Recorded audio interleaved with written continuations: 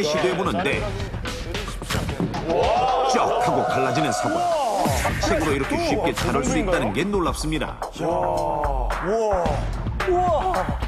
이처럼 약간 무딘 칼과 맞먹을 정도의 위력을 갖고 있는 하드커버. 그럼 하드커버로 쌓인 무거운 책이 위에서 떨어지면 어떨까요? 바닥에는 수박을 놓은 상태. 약 4, 5세 꼬마 아이가 손을 뻗으면 닿을 정도의 높이에서 실험맨이 하드커버 책을 떨어뜨려 보겠습니다. 수박이요. 수박까지? 그러자 책에 맞아 단번에 갈라지는 수박. 만약 이것이 사람이었다면 무거운 책 무게와 날카로운 책 표지의 충격으로 얼굴이 찢어지거나 각막이 손상되는 상처를 입었을 것입니다. 저게 만약 눈으로 떨어졌다. 자, 그런데 단지 이렇게 책에 맞거나 찍히는 사고의 위험만 있는 것일까요? 어린이가 책장에서 책을 꺼내는 상황을 설정해 실험해 보겠습니다. 어린이 마네킹은 책장 앞에 책을 꺼내려는 자세로 세워두고 아이가 책을 꺼내는 상황을 대신해 책장 뒤쪽에 서 있는 실험맨이 책을 살짝 앞으로 밀어주는데 책에 맞아 뒤로 넘어가는 마네킹. 야, 저기 넘어지면 머리. 이처럼 갑자기 얼굴로 떨어진 책에 상처를 입는 것만이 아니라 그 충격으로 뒤로 넘어지며 머리를 부딪혀 뇌가 손상되는 등 심각한 2차 사고까지 일어날 수 있다는 사실. 실제로 한국소비자원의 설문조사 결과에 따르면 6세 미만 영유아 2명 가운데 1명꼴로 책으로 인한 사고를 경험했다고 하는데 50%. 그럼 실제로 영유아 자녀를 둔 가정에서는 책 관리를 어떻게 하고 있을까요? 먼저 3세 아이를 둔 첫 번째 집. 방 안에 들어서자 책이 빼곡하게 꽂혀있는 책장이 눈에 띄는데 다양한 책들 중엔 물론 표지가 얇은 책도 있지만 아이 손이 쉽게 닿는 높이의 한쪽엔 아이 아빠의 하드커버 책들이 줄기어 꽂혀 있습니다. 책을 꺼내보니 겉표지는 합판처럼 딱딱하고 모서리는 매우 날카롭습니다. 딱딱한 표지 책이 아이들한테 위험할 거라고 혹시 생각 안 해보셨나요?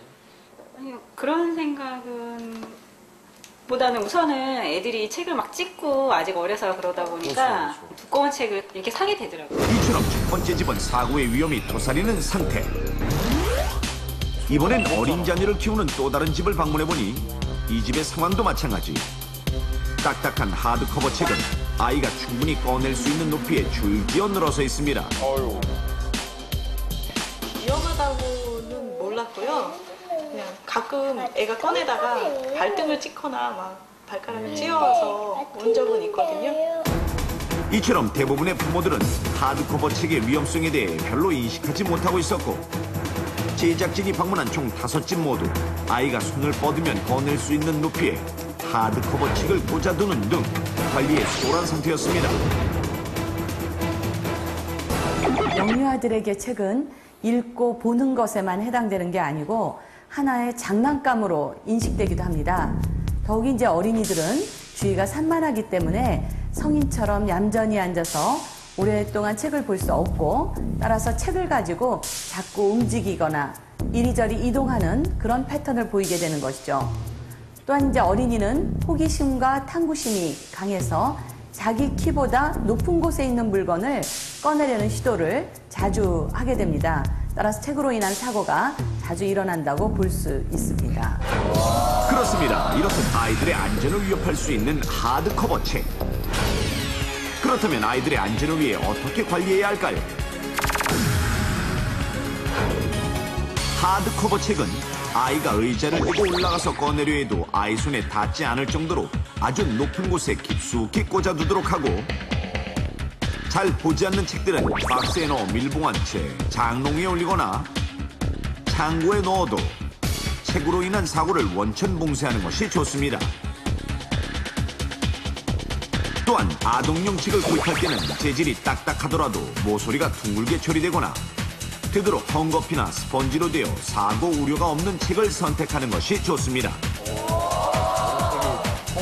그런데 만일 아동용 책의 모서리가 단단하고 날카롭다면 바닥에 모서리를 대고 내리쳐서 부드럽게 만들어주거나 좋은 방법인데요? 가위로 모서리를 둥글게 잘라주는 것이 안전합니다. 아이의 미래를 밝혀주는 책. 무엇보다 안전하게 보여주는 것이 최우선입니다. 맛있겠다. 우리가 음식물을 섭취하면 식도를 통해 소화기관으로 들어가고 강력한 소화액에 음식물이 분해되면 영양소가 몸속 여기저기로 보내집니다.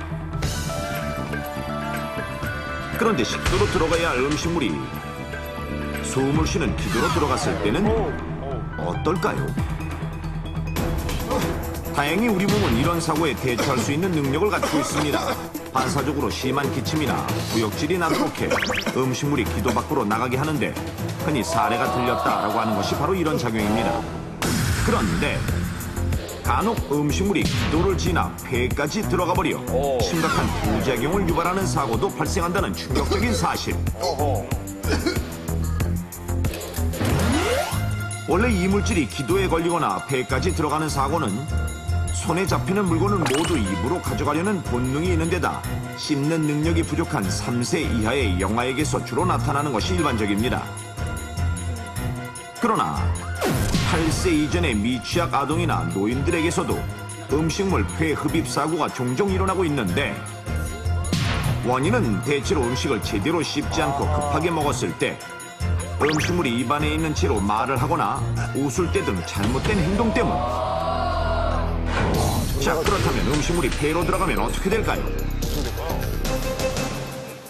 대부분 곧바로 기침이나 구토, 호흡곤란 같은 초기 증상이 나타나기도 하지만 간혹 수시간에서 수주 동안 별다른 증상이 없다가 어느 순간 갑자기 상태가 나빠지는 경우도 있는데요.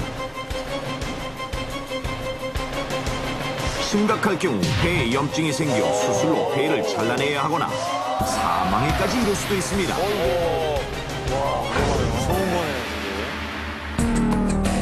하지만 기관지까지 들어가는 음식물은 대체로 크기가 작고 기관지 속에 들어가더라도 침이나 폐 속의 수분에 의해 분해되어 자연스럽게 빠져나가는 것이 대부분입니다. 그런데 반대로 녹지 않고 폐 속에 남아있으면서 심각한 부작용을 유발할 수 있는 음식물도 있는데요. 특히 폐흡입 사고를 포함한 전체 기도 이물질 걸림 사고 사례 중 무려 70% 이상 차지하는 것이 바로 이 음식물에 의한 사고.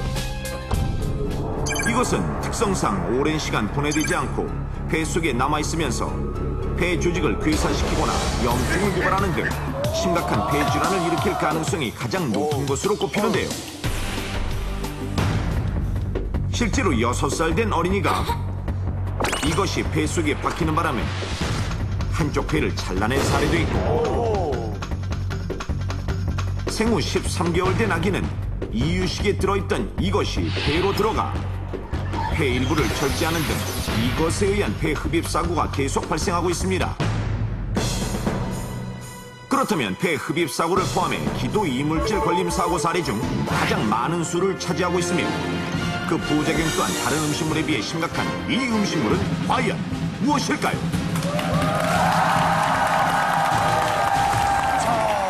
무서운 지금 화면을 봤습니다. 폐로 흡입이 되거나 기도에 이물질 걸림 사고가 일어나는 가장 많은 수를 차지하는 이 음식은 무엇일까요? 쉽네요. 네, 오늘 아주 쉬운 문제들 주제 많아요. 액션이 전형적인 그 음식을 나타내는 액션이었어요. 저도 사실 그 사진도 좀 보고 그래서. 그래요? 저는